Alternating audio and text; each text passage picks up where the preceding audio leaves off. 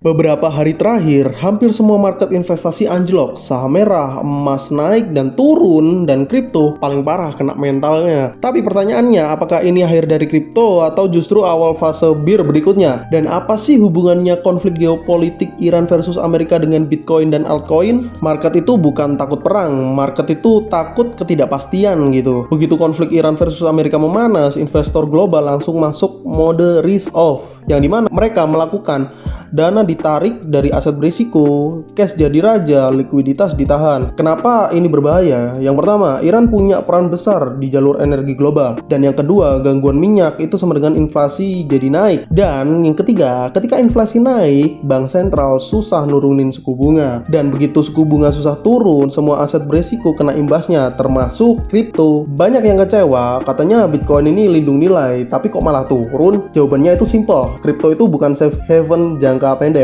Saat krisis, investor itu jual dulu, likuiditas diselamatkan, terus baru mikir lindung nilai apa gitu. Dan yang paling kena itu yang pertama altcoin, yang kedua token spekulatif, yang ketiga project tanpa cash flow dan utilitas jelas. Tapi Bitcoin sendiri gimana jadinya? Yang pertama, turun iya, tapi nggak runtuh ya. Meskipun turun di 60.000 itu menurut Minek nggak runtuh-runtuh banget lah. Hash rate masih stabil dan network masih jalan normal.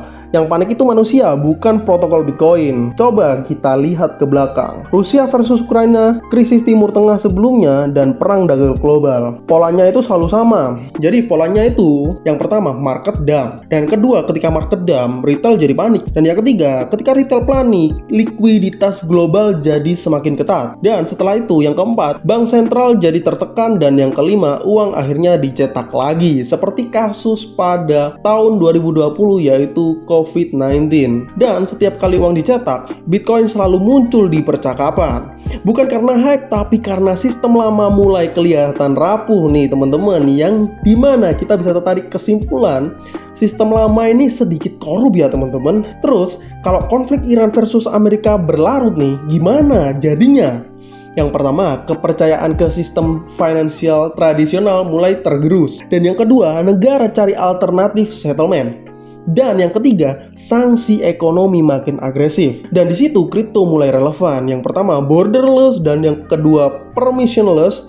Dan yang ketiga, nggak dikontrol oleh satu negara. Bitcoin nggak peduli politik, dia nggak pilih pihak, dia cuma jalan sesuai kode dia. Jadi ini bukan waktu buat kalian FOMO, kalian all in, terus dengerin influencer teriak to the moon gitu ya. Tapi ini waktunya kalian itu jaga cash kalian, terus fokus ke fundamental, dan sabar baca siklus.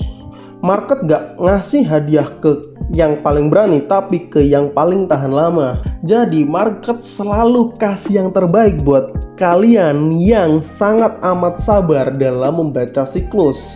Dan di titik ini, satu hal yang harus kita sadari bareng-bareng. Market sekarang bukan lagi soal siapa yang paling cepat beli, bukan juga soal siapa yang paling pede pas market hijau. Market kayak gini itu cuman ngetes satu hal. Siapa sih yang bener-bener paham apa yang lagi terjadi? Karena jujur aja ya, di fase ketidakpastian geopolitik, inflasi belum jinak dan likuiditas global itu ditahan, harga itu bisa bohong. Sentimen itu bisa jadi kayak noise aja gitu. Tapi struktur market gak pernah bohong. Mungkin banyak orang hari ini tuh jual karena takut, ataupun beli karena FOMO. Mungkin juga diam karena bingung apa yang harus dilakuin gitu. Dan menurut Minek itu sih wajar-wajar aja ya.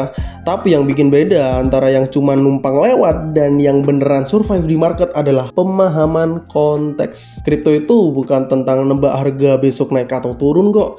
Kripto itu tentang mengerti kenapa market bergerak seperti ini gitu. Di Crypto Hack ID kita nggak ngejar hype, kita ngebedah kenapa market jatuh, siapa yang diuntungkan, dan di mana posisi kita seharusnya sebagai retail. Kalau kalian capek dengan narasi to the moon, Bitcoin to the moon, altcoin 10x, 10 kali, 1000 kali, tapi portofolio kalian nggak kemana-mana, dan kalau kalian pengen ngerti game besar di balik pergerakan harga, bukan cuman jadi penonton pas market rame, subscribe Crypto Hack ID. Karena di market penuh ketidakpastian yang kayak sekarang, yang paling mahal itu bukan token, tapi pengetahuan dan sudut pandang yang benar. Market boleh brutal, geopolitik boleh chaos, tapi orang yang paham siklus selalu punya posisi.